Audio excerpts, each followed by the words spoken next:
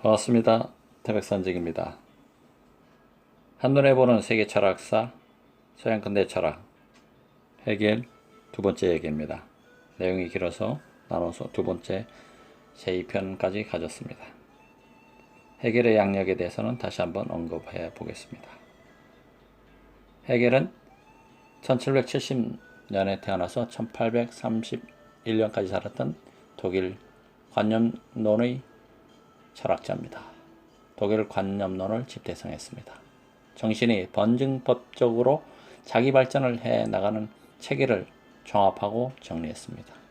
역사는 절대정신, 이성이 자유를 향해 나아가는 과정이라고 정의했습니다. 후에 그의 변증법은 마르크스와 엥겔스 철학의 이론적 기초가 되었습니다. 주요 저서로는 정신현상학, 논리학, 엔치클로페디, 역사 철학 강의 등이 있습니다. 헤겔에 대한 양력이었습니다. 제2편은 첫 번째 이야기는 살아있는 생각의 운동을 포착하라입니다. 살아있는 생각의 운동을 포착하라. 셀링이 피테의 생각을 계승하고 있는 것처럼 헤겔 역시 셀링의 사상을 계승합니다. 그러나 차이점도 분명합니다. 정신현상학은 헤겔 철학의 출발점에 해당되는 책입니다. 정신현상학, 헤겔 철학의 출발점. 여기에서 그는 피테와 셀링, 스피노자의 사상까지 받아들여 참된 것이 무엇인 것에 대해서 논합니다. 헤겔은 피테와 셀링, 스피노자의 사상까지 받아들여서 참된 것이 무엇인지에 관해서 논한다. 지금까지 근대 철학은 주체와 객체로 세계를 보는데 헤겔은 참된 것은 객체로서뿐만 아니라 주체로서도 파악해야 한다고 말했던 것입니다. 지금까지 근대 철학은 주체와 객체로 세계를 보아왔는데 헤겔은 참된 것은 객체로서뿐만 아니라 주체로도 파악해야 한다고 말했다. 참된 것은 객체로서뿐만 아니라 주체로서도 파악해야 한다는 것이다. 다시 말해 참된 것은 자연이기도 하고 정신, 자아의 운동이기도 하다는 것이다. 이것이 어떻게 가능할까요? 헤겔은 참된 것은 전체이다는 말로 대답합니다. 참된 것은 전체이다. 셀링이 이미 한 말입니다. 그리고 이 전체란 단지 자기 전개를 통해 나를 완성시키는 실제라고 합니다. 실제를 변증법이라 봤습니다. 전체란 단지 자기 전개를 통해서 나를 완성시키는 실제라고 했다. 실제 가로 열고 변증법과 동일시했습니다. 셀링은 하나의 동일자 가로 열고 절대자가 스스로 분열되어 주관과 정신 그리고 객관과 자연이 생긴다고 합니다. 셀링은 하나의 동일자 절대자가 스스로 분열되어 주관과 정신 그리고 객관과 자연이 생긴다고 했습니다. 주관과 정신 그리고 객관과 자연이 생긴다 했다.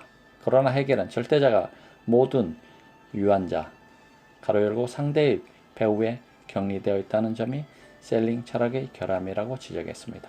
헤겔은 절대자가 모든 유한자 가로 열고 상대의 가로 닫고 배후에 격리되어 있다는 점이 셀링 철학의 결함이다. 절대자가 유한자의 배후에 격리되어 있다는 점이 셀링 철학의 결함이라고 지적했다. 참다운 절대자는 유한자와 동떨어져 피안에 있어서는 안 된다. 유한자와 대립되는 존재가 무한자라면 참다운 절대자는 유한자와 무한자를 모두 자기 속에 포함하고 있어야 한다는 것입니다. 그런데 모든 차별을 자기 속에 포함하려면 어떻게 해야 하나요? 절대자가 자기를 지각하는 과정, 즉 변증법이 필요하다는 것입니다. 헤겔이 보기에 칸트, 피테, 셀링 철학의 단점은 정신의 생산한 운동 과정을 파악하지 못하는 데 있습니다.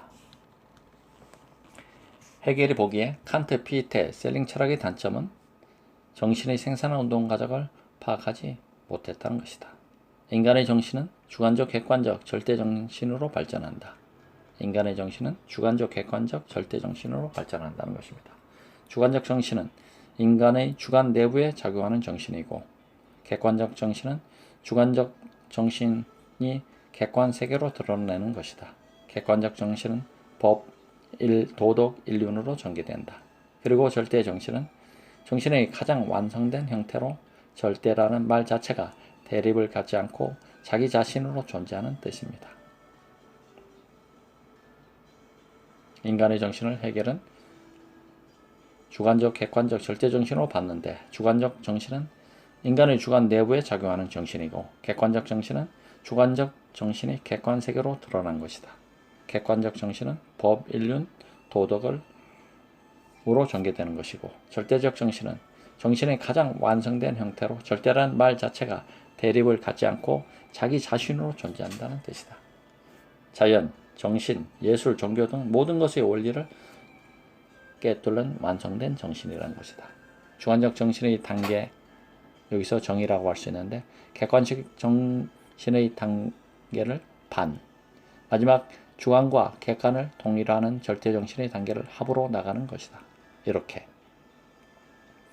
변증법적으로 이론, 이념, 정신, 가로 열고 정신, 이성, 가로 닫고 자신을 완성시키는 과정이 역사라는 것이다. 이것을 간단하게 나타내 보면은 주관적 정신은 인간학, 정신현상학, 심리학을 말하는 것이고, 주관적 정신이라는 것은 인간학, 정신현상학, 심리학, 객관적 정신은 법, 도덕, 인륜, 인륜은 더 나아가 가족, 시민사회, 국가, 객관적 정신에는 도덕, 법, 인륜, 그리고 인륜에는 가족, 시민사회, 국가, 절대적 정신은 예술, 종교, 철학까지로 봤습니다.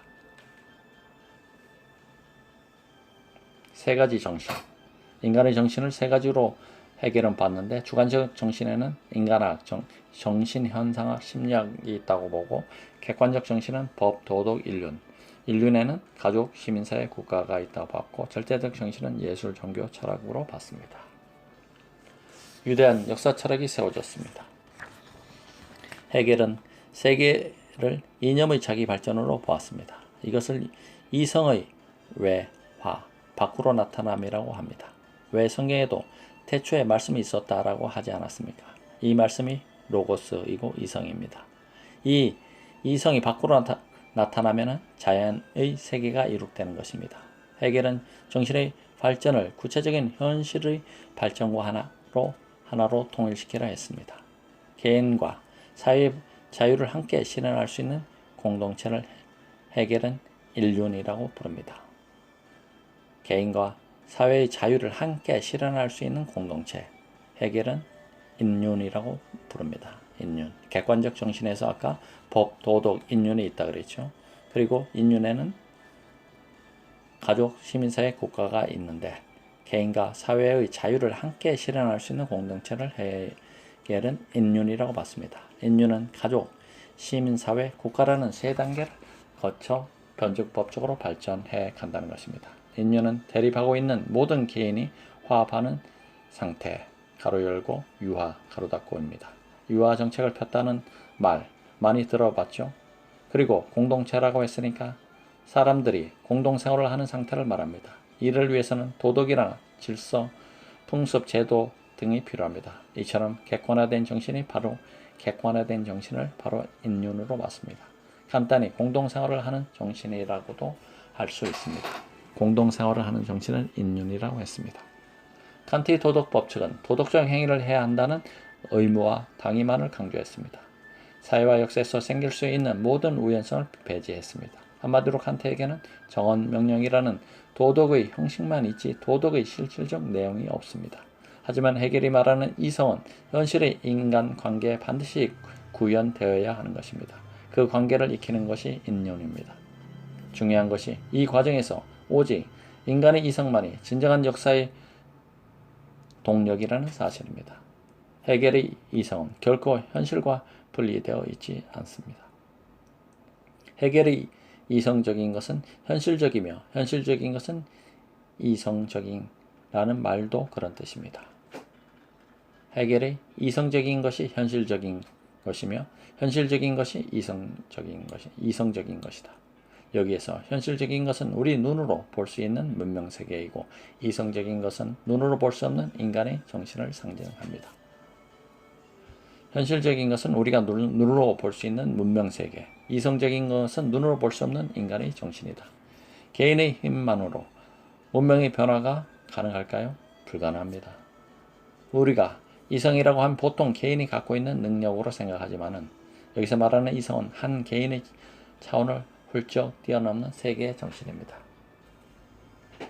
라이프니츠가 무한 정신적 원자 모나드를 주장한 것 기억나십니까? 이에 대해 헤겔은 하나의 정신적 원자를 말합니다. 헤겔에게 정신이란 어떤 개인의 의식이나 정신을 가리키는 게 아니라 스스로 운동하는 절대 정신을 말하는 것입니다. 헤겔의 정신이란 원자를 말하는 것으로서 어떤 개인의 의식이나 정신을 가리키는 것이 아니라 스스로 운동하는 절대 정신을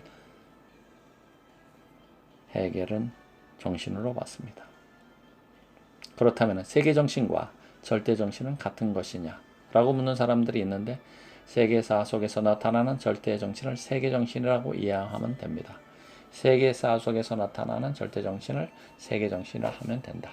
세계 정신은 인간이 할 수 있는 모든 자기 표현의 총체이다. 세계 정신은 인간이 할 수 있는 모든 자기 표현의 총체다. 절대 정신이면서 인간이 할 수 있는 모든 표현의 총체다. 그래서 헤겔은 역사의 발전 과정을 변증법으로 해석했습니다. 변증법으로 역사를 설명하면 역사는 소수가 행복하고 절대 다수가 불행한 군주 국가에서 모두가 행복한 민주 국가로 발전해 나아가는 과정입니다. 헤겔의 역사의 발전 과정은 변증법으로 역사를 설명했는데 역사는 소수가 행복하고 절대 다수가 불행한 군주 국가에서 모두가 행복한 민주 국가로 발전해 나가는 과정이라 봤습니다. 알다시피 고대 그리스 로마 사회는 자유를 누린 귀족과 자유를 얻지 못한 노예로 나눠져 있었습니다. 그런데 뒤를 이은 중세 봉건 사회는 그리스 로마 사회에 비해 좀 더 자유롭다고 할 수 있습니다. 농노와 기사가 계약을 맺어 성립된 관계이므로 아무리 비천한 노예라도 법적인 권리를 가지고 있었거든요. 법적인 권리를 노예라도 가지고 있었다. 그래서 근대 민족국가의 시대인 만인이 자유를 누리고 자유가 완전히 객관화된 시대입니다. 그리고 근대 민족국가의 시대는 만인이 자유를 누리고 자유가 완전히 객관화된 시대입니다. 이렇듯 역사를 발전시키는 가장 큰 원동력이 바로 자유를 향한 인간의 의지입니다. 역사를 발전시키는 가장 큰 원동력은 무엇이냐? 바로 자유를 향한 인간의 의지이다. 역사 발전의 원동력은 자유를 향한 인간의 의지이다. 그리고 이 자유가 촉진하는 것이 바로 인간의 이성이면서 이 이성이 절대적으로 구체화되어 나타나는 것이 국가라는 것입니다. 인간의 이성이 자유를 촉진하고 이 이성이 절대적으로 구체화되어 나타나는 것이 국가라는 것이다. 헤겔에 따르면 변증법적 발전에 의해 가족이라는 인륜이 시민 사회라는 인륜으로 전개되며 국가라는 최고의 인륜을 낳습니다. 헤겔은 공동체의 윤리를 인륜이라고 부르면서 국가를 최고의 인륜 형태로 봅니다. 한마디로 국가는 최상의 공동체입니다. 국가는 가족, 시민사회 같은 윤리적 원천이 되는 공간을 모두 포용합니다.